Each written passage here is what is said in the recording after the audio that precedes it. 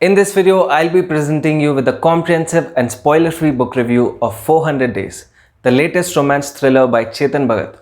I'll also be addressing the both highlights and downsides of the book so that you can decide whether it's worth investing your time and money into reading it or not. Having said that, without any further ado, let's get started.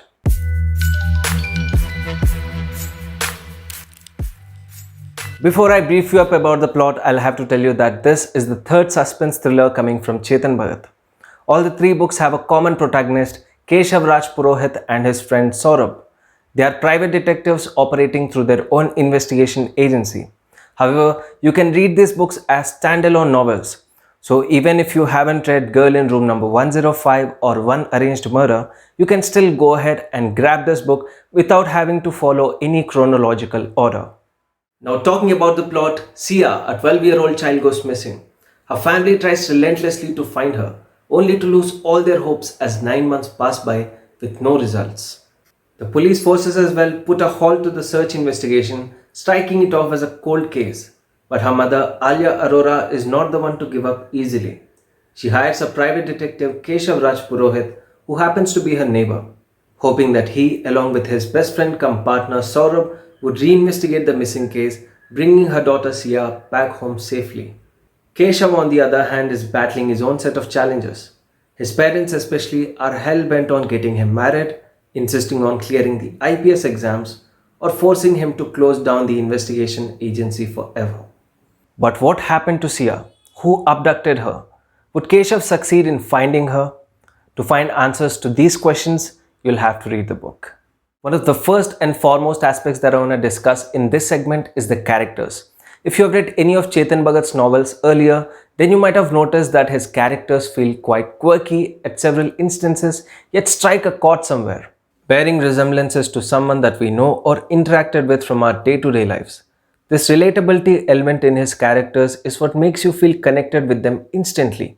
You either feel utterly disgusted with their problematic portrayal at places, or emphasize with them till the end, as they don't feel alienating or unrealistic enough to not to be possible in real life.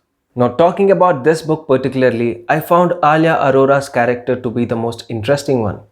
Primarily for the way she is written, her character remains the strongest, yet not immune to vulnerabilities.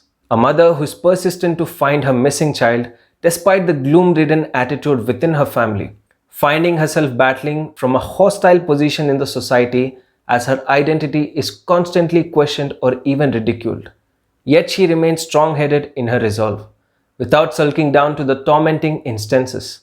Apart from her, Keshav, Saurabh and other characters as well are quite well written. And thankfully, you won't find the protagonist unapologetically fat-shaming people in this book, unlike his previous installment, which was unsettling to read. What comes as an improvement from Chetan Bhagat this time is that he's trying to evolve somewhere, by switching his genres and experimenting with his writing style to match the prevalent taste of readers, rather than sticking to his outdated template of heartbreaking love stories. Though he does include a romance angle in 400 Days as well, it's not the dominant theme of the book. It's instead a subplot which complements the overall subject at hand. The book stands lengthy with 352 pages, unlike his previous books which are less than or around 250 pages. Yet the story has all your attention till the very last page and keeps you mentally guessing the imposter all the time. The subplots will make your reading experience all the more interesting. Chetan Bhagat is often trolled for his Bollywood-style masala writing, as many find his books poorly written. Well, rightfully so, but I'm glad to see some level of improvement in his writing over the last decade, which is not extremely remarkable but commendable nonetheless. I still remember reading his infamous bestseller One Indian Girl and feeling uncomfortable witnessing the unnecessary intimate sexual sequences which felt rather forced and out of the place. Mind-numbingly over-the-top stereotypes being generalized, and not to mention the bizarre character development of Radhika, the protagonist of that story. However, I also feel that it's important to acknowledge and credit the authors where it's due. Chetan Bhagat's writing is simple and extremely easy to understand. If you're not a regular reader but a beginner, then you'll surely enjoy this book without having to come across any complex vocabulary. As much as I agree that the author is bringing slight refinement to his work compared to his previous installments, I'd also like to stress that the author tends to leave insensitive remarks through his characters at places unconsciously.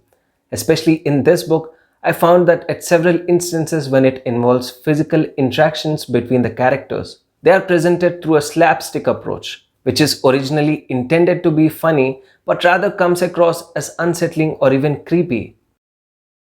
The parallel subplot of love story sprouting between two lead characters nowhere feels out of the place, yet it does take away from the graveness of the story. And it wouldn't have made much difference even if it wasn't included in the first place. But it's a Chetan Bhagat book, so it's blasphemous to even think of any other possibility. The climax is one of my favorite parts of the book. It will leave you biting nails in suspense with a shocking plot twist. But the story isn't entirely immune to predictions.